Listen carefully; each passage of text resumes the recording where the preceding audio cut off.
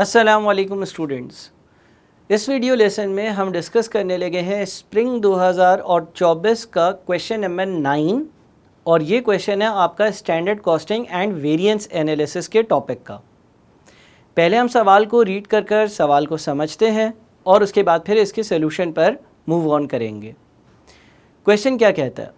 Question में लिखा हुआ है smart limited SL has provided you the following standard and actual data for the year ended 31st December 2023। 31 दिसंबर 2023 के साल के आखिर के लिए आपको ये डेटा दिया हुआ है और इसमें कुछ डेटा स्टैंडर्ड है और कुछ डेटा एक्चुअल है। सबसे पहली चीज़ जो आपको दी हुई है स्टैंडर्ड्स और एक्चुअल में, वो है आपके प्रोडक्शन एंड सेल्स के यूनिट्स। स्टैंडर्ड हैं 10,000 और एक्चुअल हैं 11,000। उसके बाद आपको सेल्स की वैल्यू दी हुई है। स्टैंडर्ड सेल्स की वैल्यू 37.5 मिलियन दी हुई है और एक्चुअल जो सेल्स की वैल्यू है वो 42 मिलियन दी हुई है। यहाँ पर ये याद रहे कि कुछ वर्किंग्स हम साथ साथ करते रहते हैं।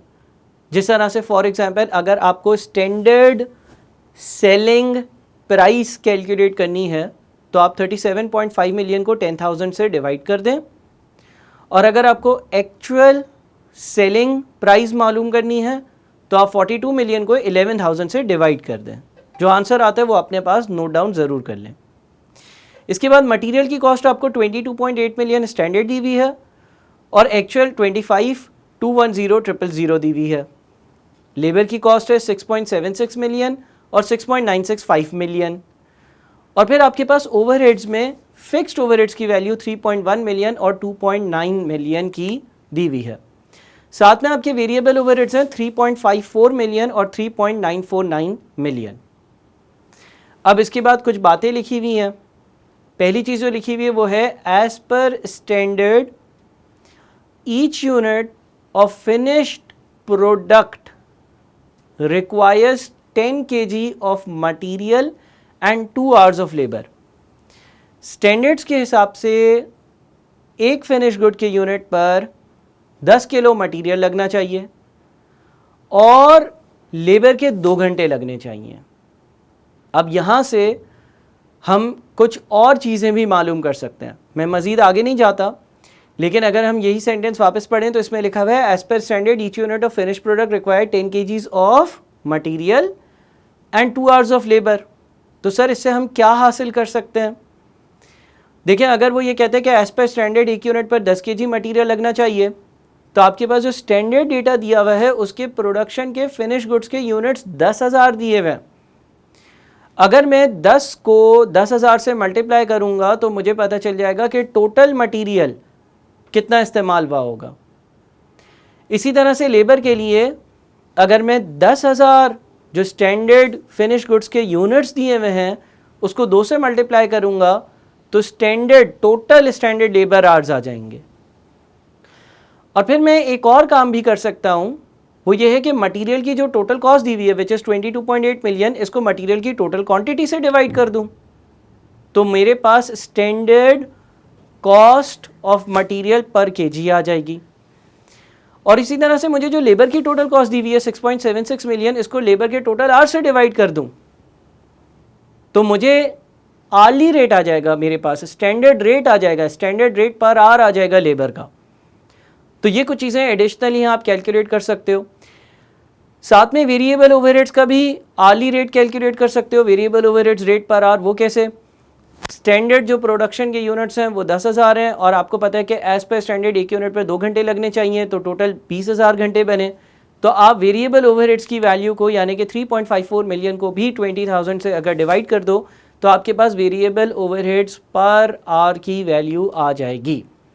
तो इस तरह से आप अपनी कुछ और वर्किंग्स कर सकते हैं। ये सवाल पढ़ते पढ़ते मैं आपके साथ कुछ वर्किंग्स आपको करवा रहा हूँ जो आपको आंसर के वक्त काम आएंगी। लिहाजा वीडियो को पॉज कर और ये वर्किंग्स अपने पास ज़रूर कर लें। इसके बाद मज़ीद आगे बढ़ते हैं। तो लिखा हुआ है SL follows the policy to absorb the overheads at a predetermined rate पर लेबर आवर। कंपनी का जो ओवरहेड्स एब्जॉर्प्शन रेट है वो बेस्ड ऑन लेबर आवर्स है। अगेन ओवरहेड्स एब्जॉर्प्शन रेट निकालने के लिए आप फिक्स कॉस्ट को जो लेबर आवर्स है स्टैंडर्ड उससे डिवाइड कर सकते हो। बहरहाल जो वर्किंग्स बताई वो आपने करते हुए चलना है आगे। फिर लिखता है the finance department has conducted N analysis of the variation between the standard and actual figures and identified that on the cost side a positive development was observed in the procurement of material which saw a 10% reduction in prices compared to the standard estimates. देखिए आपको मैंने जो ऊपर अभी सारी बातें verbally बताई जिसकी आपने वर्किंग करी होगी तो उसमें आपने मटेरियल की कॉस्ट कैलकुलेट कर ली होगी पर केजी एज पर स्टैंडर्ड्स. वो बोलता है कि कुछ प्रोडक्शन की एफिशिएंसी हुई और इसीलिए जो एक्चुअल जो मटेरियल की कॉस्ट है वो 10% स्टैंडर्ड से कम थी तो जो आपका स्टैंडर्ड निकला उसका 0.9 या 90%. फर्दर कहते हैं conversely labour cost did not follow this trend and instead experienced 8% increase over the standard rates indicating higher expenses in this area. यानी कि लेबर एक्सपेंसेस जो थे, लेबर का जो खर्चा था वो जो स्टैंडर्ड्स हैं उससे 8% ज़्यादा था. तो अगेन आपने अगर लेबर का खर्चा निकाल लिया है तो आप उसको 8% से इंक्रीज़ कर सकते हैं. बहरहाल ये हमारा सवाल था. इसकी रिक्वायरमेंट क्या है? Compute the following. सेल्स का प्राइस वेरिएंस कैलकुलेट करना है और सेल्स का वॉल्यूम वेरिएंस कैलकुलेट करना है. अच्छा, इसके फॉर्मूले आपको मालूम है ऑलरेडी. आप सेल्स प्राइस वेरिएंस जानते हैं, आप सेल्स का वॉल्यूम वेरिएंस जानते हैं. लेबर का रेट वेरिएंस कैलकुलेट करना है, लेबर का एफिशिएंसी वेरिएंस कैलकुलेट करना है. अगेन आप लेबर रेट वेरिएंस जानते हैं, लेबर एफिशिएंसी वेरिएंस जानते हैं, इनके फॉर्मूले जानते हैं, इनकी लॉजिक जानते हैं. वेरिएबल ओवरहेड्स का एक्सपेंडिचर और वेरिएबल ओवरहेड्स का एफिशिएंसी वेरिएंस कैलकुलेट करना, मटेरियल का प्राइस और यूजेज वेरिएंस कैलकुलेट करना और फिक्स ओवरहेड्स का स्पेंडिंग यानी कि expenditure and volume variance calculate करना है. तो मुझे नहीं लगता कि ये कोई मुश्किल सवाल है. ऐसा सवाल है जो आपसे नहीं हो सकता या बहुत ज़्यादा मुश्किल में आपको डाल सकता है. अगर आपने पिछले सारे सवालात कवर करे हैं, आपने बेसिक लेक्चर्स और कॉन्सेप्ट्स कवर करे हैं, आपको फॉर्मूले पता है, आपको उनकी लॉजिक पता है, तो ये एक कंपैरेटिवली बहुत आसान सवाल है. मिसाल ले लेते हैं. लेट से सबसे पहले आपके पास सेल्स का प्राइस वेरिएंस है. सेल्स के प्राइस वेरिएंस में हम क्या करते थे? हम एक्चुअल सेलिंग प्राइस और स्टैंडर्ड सेलिंग प्राइस का डिफरेंस लेते थे और उसको एक्चुअल यूनिट से मल्टीप्लाई करते थे. लॉजिक ये होती थी कि हमने एक्चुअली जो चीज़ बेची क्या वो एज पर स्टैंडर्ड जो हमने सोचा था उससे ज़्यादा की बेची या कम की बेची, और उसको फिर एक्चुअल यूनिट से मल्टीप्लाई कर देखते थे कि भाई हमने जो अगर ज़्यादा की बेची तो टोटल हमें कितना गेन हुआ इस प्राइस की वेरिएशन पर, या एडवर्स है या फेवरेबल है. तो बहुत आसान सवाल है, बहुत आसान सवाल है. अगर आप कॉमन सेंस और लॉजिक के साथ चलेंगे तो आपको बिल्कुल भी मसला नहीं होगा. अब यहाँ पर क्योंकि हमने अपना सवाल देख लिया है, अब हम इसके सोल्यूशन की तरफ जाएंगे और ये देखेंगे कि इसका सोल्यूशन जो है वो क्या बात करता है. चलें जी, अब हम इसका सोल्यूशन देखते हैं. आपके सामने सबसे पहले कुछ वर्किंग्स आ रही हैं, वो वर्किंग्स में एक एक कर आपको समझा देता हूँ. सबसे पहले है सेल्स प्राइस या सेलिंग प्राइस की वर्किंग. बड़ी सिंपल सी वर्किंग है. आपको टोटल सेल्स रेवेन्यू दिया हुआ था और आपको नंबर ऑफ़ यूनिट्स दिए हुए थे. तो स्टैंडर्ड के लिए मैंने 37.5 मिलियन को 10,000 से और एक्चुअल के लिए मैंने 42 मिलियन को 11,000 से डिवाइड किया, तो मेरे पास सेलिंग प्राइस पर यूनिट आ गई. ये हमें आगे के वेरिएंसेस में इसकी ज़रूरत है. सेल्स के प्राइस वेरिएंस में या वॉल्यूम वेरिएंस में इसकी ज़रूरत पड़ेगी. दूसरी वर्किंग है मटेरियल की क्वांटिटी इन केजीज जिसकी मुझे नीड है. और बेस्ड ऑन 11,000 यूनिट्स क्यों लिखा है? इसलिए क्योंकि जब हम मटेरियल का यूजेज या हम मटेरियल का प्राइस वेरिएंस कैलकुलेट करते हैं तो उसमें हमें standard quantity for actual units की भी नीड होती है. बहरहाल ये कैलकुलेशंस कैसे हुई हैं ज़रा इसको समझ लें. अगर एज पर स्टैंडर्ड्स एक यूनिट पर 10 केजी इस्तेमाल होना चाहिए, तो जो मैंने 11,000 यूनिट्स फिनिश गुड्स के बनाए हैं उसके लिए टोटल 1,10,000 की क्वांटिटी का इस्तेमाल होना चाहिए था. अच्छा, एक्चुअल क्या है? इसके लिए आप सबसे पहले मटेरियल प्राइस पर केजी वाली वर्किंग देख लें. देखिए मटेरियल प्राइस पर केजी में क्या हो रहा है. मटेरियल प्राइस पर केजी के लिए मैंने 22.8 मिलियन यानी कि जो स्टैंडर्ड कॉस्ट थी मटेरियल की टोटल, उसको स्टैंडर्ड क्वांटिटी से डिवाइड किया. ये जो 22.8 मिलियन की कॉस्ट आपको दी हुई थी ये 10,000 यूनिट्स की दी हुई थी और एज पर स्टैंडर्ड एक यूनिट पर 10 केजी लगना चाहिए, तो 10,000 यूनिट्स पर 1 लाख टोटल क्वांटिटी लगनी चाहिए. 22.8 मिलियन को हमने 1 लाख से डिवाइड किया, हमें पता चल गया कि एज पर स्टैंडर्ड्स मटेरियल की प्राइस पर केजी क्या थी, वो है 228. फिर सवाल में ये मेंशन था कि एक्चुअल प्राइस जो है वो स्टैंडर्ड से 10% कम है, तो हम 228 को 90% से मल्टीप्लाई कर रहे हैं, हम 228 को 0.9 से मल्टीप्लाई कर रहे हैं ताकि हमें एक्चुअल जो मटेरियल की प्राइस पर केजी है वो पता चल जाए. तो हमने सबसे पहले स्टैंडर्ड मटेरियल प्राइस पर केजी निकाली स्टैंडर्ड जितनी भी टोटल वैल्यू दी हुई थी उसको डिवाइड कर दिया केजी से और फिर उसका 0.9 या 90% लिया, तो हमारे पास एक्चुअल अमाउंट आ गया, एक्चुअल प्राइस पर केजी आ गई जो कि 205.2 है। अब हम वापस से मटेरियल की क्वांटिटी जो एक्चुअल इस्तेमाल हुई है उस पर आते हैं। मटेरियल की टोटल जो हमें वैल्यू दी हुई थी कि भाई 25.21 मिलियन का 25210000 का मटेरियल इस्तेमाल हुआ है, ये टोटल रुपए हैं जिसका मटेरियल इस्तेमाल हुआ है, और 1 केजी 205.2 का आता है। तो टोटल जो कॉस्ट है उसको कॉस्ट पर केजी से जब हम डिवाइड करते हैं तो हमारे पास नंबर ऑफ केजीज आ जाते हैं जो कि 122,856 आ रहे हैं। तो ये पहली 3 चीज़ें हो गई, सेलिंग प्राइस, मटेरियल की क्वांटिटी और मटेरियल की प्राइस। अब आते हैं labour hours. Based on 11,000 units अगर हम देखें कि लेबर आवर्स कितने लगने चाहिए, यानी कि स्टैंडर्ड आवर्स और एक्चुअल यूनिट्स, तो वो बनते हैं 11,000 इंटू 2 यानी कि 22,000। एक्चुअल आवर्स के लिए क्या किया भाई, एक्चुअल आवर्स के लिए वापस से लेबर के रेट की वर्किंग पर आते हैं। लेबर के रेट की वर्किंग में स्टैंडर्ड की वर्किंग देखते हैं। एज पर स्टैंडर्ड्स मैंने 10,000 यूनिट्स बनाए हैं, एक यूनिट पे 2 घंटे लगने चाहिए यानी कि टोटल 20,000 घंटे लगने चाहिए, जिसकी मैंने पेमेंट करी है 6,760,000। तो 6,760,000 को मैंने 20,000 से डिवाइड किया, मेरे पास आर्ली रेट आ गया लेबर की कॉस्ट का, वो 338 है। इस 338 को मैंने 8% से इंक्रीज़ किया क्योंकि सवाल में लिखा हुआ था कि ये कॉस्ट 8% से इंक्रीज़ होगी, एक्चुअली ज़्यादा है, तो 338 इंटू 1.08 इज़ 365। अब इस 365 की आर्ली लेबर की कॉस्ट को मैंने टोटल लेबर की कॉस्ट यानी कि 6,965,000 को 365 से डिवाइड किया, तो मुझे पता चल गया कि ये 19,082 आवर्स बनते हैं। इसके बाद वेरिएबल ओवरहेड्स का रेट कैसे आया। वेरिएबल ओवरहेड्स का रेट निकालने के लिए अगेन स्टैंडर्ड रेट निकालने के लिए जो स्टैंडर्ड टोटल वेरिएबल ओवरहेड्स की कॉस्ट थी उसको स्टैंडर्ड आवर्स से डिवाइड किया जो कि 20,000 है। और एक्चुअल के लिए अगेन एक्चुअल के लिए आपने क्या किया, एक्चुअल के लिए आपने जो आपकी वेरिएबल ओवरहेड्स की टोटल कॉस्ट थी विच इज़ 3,949,000 उसको आपने डिवाइड कर दिया नंबर ऑफ आवर्स से। और नंबर ऑफ आवर्स कैसे आए, वो तो लेबर आवर्स हम लोगों ने पहले ही कैलकुलेट कर लिए जो कि 19082 है। तो हमारे पास 206.9 की एक वेरिएबल ओवरहेड्स का रेट पर आवर भी आ गया, पर लेबर आवर।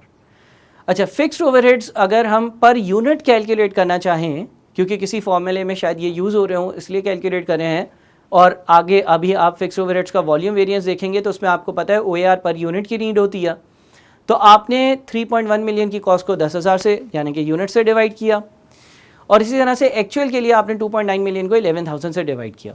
बहरहाल ये कुछ वर्किंग्स हैं जो मैंने आपको समझा भी दी, जो आप खुद भी कैलकुलेट कर सकते हैं, जो इतनी कॉम्प्लेक्स नहीं है, बड़ी आसान है। इसके बाद हम वेरिएंसेस को कैलकुलेट करते हैं। सबसे पहले लेबर सेल्स का price variance. Sales price variance की अगर हम बात करते हैं तो हम एक्चुअल सेलिंग प्राइस और स्टैंडर्ड सेलिंग प्राइस का डिफरेंस लेते हैं और उसको एक्चुअल यूनिट से मल्टीप्लाई करते हैं। हमारे पास एक्चुअल प्राइस हमने ऊपर वर्किंग में कैलकुलेट कर ली 3818, स्टैंडर्ड सेलिंग प्राइस हमने कैलकुलेट करी 3750, इन दोनों का difference multiplied by actual quantity actual units यानी कि 11,000, तो वेरिएंस आ जाता है हमारे पास 748,000 का फेवरेबल। उसके बाद नेक्स्ट वेरिएंस पे बढ़ते हैं, सेल्स का वॉल्यूम वेरिएंस। वॉल्यूम वेरिएंस में हम एक्चुअल क्वांटिटी और स्टैंडर्ड क्वांटिटी का डिफरेंस लेते हैं। एक्चुअल क्वांटिटी जो है हमारी 11,000 है, स्टैंडर्ड क्वांटिटी 10,000 है, इन दोनों का डिफरेंस 1,000 आ रहा है, और इसको मल्टीप्लाई कर देते हैं हम स्टैंडर्ड प्रॉफिट से, स्टैंडर्ड प्रॉफिट पर यूनिट से। अब इस स्टैंडर्ड प्रॉफिट पर यूनिट की वर्किंग को आपने कैसे करना होगा। स्टैंडर्ड प्रॉफिट की वर्किंग के लिए आपने अपनी सेलिंग प्राइस में से सारी की सारी जितनी भी कॉस्ट्स हैं पर यूनिट उसको सब्ट्रैक्ट करना होगा। इसकी वर्किंग आपके सामने दी हुई भी है, इसको आप देख सकते हैं, और अगर कोई मसला हो तो मुझसे पूछ सकते हैं, लेकिन इतनी कोई कॉम्प्लेक्स बात अगेन कहूँगा कि नहीं है, आप आराम से इसको फॉलोअप कर सकते हैं। मटेरियल के प्राइस वेरिएंस की बात करते हैं। मटेरियल प्राइस वेरिएंस कैलकुलेट करने के लिए हम ये देखते थे कि मेरा जो स्टैंडर्ड रेट है और जो एक्चुअल रेट है उसका क्या डिफरेंस है। स्टैंडर्ड रेट मैंने ऊपर कैलकुलेट किया 228, एक्चुअल रेट मेरा 205.2 है, यानी कि मुझे जो मटेरियल पर केजी है वो सस्ता मिल रहा है। इन दोनों के डिफरेंस से मुझे पता चल गया, और इसको actual quantity for actual unit से मल्टीप्लाई किया, तो actual quantity for actual units 122,856 है, हमारे वेरिएंस 2801117 आ गया। मटेरियल यूजेज वेरिएंस की बात करते हैं। मटेरियल यूजेज वेरिएंस में standard quantity for actual units और actual quantity for actual units का डिफरेंस लिया जाता है और उसको स्टैंडर्ड रेट से मल्टीप्लाई किया जाता है। अगेन ये भी आप बहुत बार प्रैक्टिस कर चुके हैं। तो अगेन आपने 1,10,000 और 122,856 का डिफरेंस लिया और उसको आपने मल्टीप्लाई कर दिया जो स्टैंडर्ड प्राइस है, यानी कि 228 से 228 से मल्टीप्लाई कर ये वेरिएंस आ गया आपके पास। और ये यूजेज वेरिएंस आपका नेगेटिव आ रहा है, 2931168 का नेगेटिव क्यों आ रहा है। नेगेटिव इस वजह से आ रहा है क्योंकि आपकी जो स्टैंडर्ड क्वांटिटी है वो कम है और actual quantity for actual unit ज़्यादा है, यानी कि ये चीज़ें या ये जो 11,000 यूनिट्स हैं ये बन जाने चाहिए थे कम क्वांटिटी में, लेकिन बने हैं ज़्यादा क्वांटिटी में, तो वेरिएंस जो है वो एडवर्स आ रहा है। लेबर का रेट वेरिएंस है, अगेन बड़ा सिंपल, स्टैंडर्ड रेट और एक्चुअल रेट का डिफरेंस और actual hours for actual unit से मल्टीप्लाई। स्टैंडर्ड रेट भी हमने ऊपर कैलकुलेट किया, एक्चुअल रेट भी हमने कैलकुलेट किया और फिर उसको हम एक्चुअल आवर्स से मल्टीप्लाई करेंगे तो हमारा वेरिएंस 515214 का एडवर्स आ रहा है। अगेन वो ये रिप्रेजेंट कर रहा है कि स्टैंडर्ड रेट लेबर का पर आवर जो है वो कंपैरेटिवली कम था और एक्चुअल ज़्यादा था। लेबर के एफिशिएंसी वेरिएंस में हम standard hours for actual units और actual hours for actual units का डिफरेंस लेते हैं, स्टैंडर्ड रेट से मल्टीप्लाई करते हैं। बहुत बार ये प्रैक्टिस भी आप कर चुके हैं।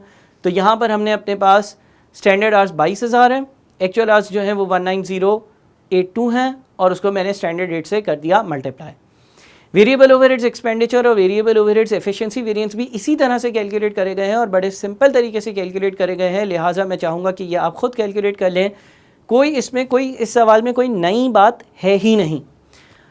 हाँ, हम फिक्स ओवरहेड्स के दो वेरिएंसेस की बात कर लेते हैं। एक आपका एक्सपेंडिचर वेरिएंस, उसमें आप अपने जो खर्चे होते हैं बजटेड और एक्चुअल एक्सपेंडिचर उसका डिफरेंस लेते हो। आपके स्टैंडर्ड्स या बजटेड जो फिक्स्ड ओवरहेड्स थे वो 3.1 थे और एक्चुअल जो है वो 2.9 है, लिहाजा ये 2 लाख का फेवरेबल है, यानी कि आपका एक्चुअली फिक्स्ड ओवरहेड्स का खर्चा कंपैरेटिव टर्म्स पर कम हुआ है। फिक्स ओवरहेड्स के वॉल्यूम वेरिएंस की अगर हम बात करें तो हमें उसमें OAR पर यूनिट चाहिए होता है, जो कि हमने ऊपर कैलकुलेट किया है, और एक्चुअल यूनिट्स और स्टैंडर्ड यूनिट्स का डिफरेंस होता है। सो हमने डिफरेंस ले लिया 11,000 और 10,000, यानी कि 1,000 यूनिट्स का डिफरेंस आया, मल्टीप्लाइड बाय OAR पर आर यानी कि 310 से मल्टीप्लाई किया, 3,10,000 का ये फेवरेबल आ गया। इस सवाल में हो सकता है कि सिर्फ और सिर्फ एक वर्किंग जो कि स्टैंडर्ड प्रॉफिट की वर्किंग है, जो कि आपके पास सेल्स के वॉल्यूम के वेरिएंस में आ रही है, उसमें थोड़ा सा आपको मसला हो। बाकी सारी चीज़ें आपने पुट करनी है, कैलकुलेशंस करनी है, कोई मसले की बात नहीं है।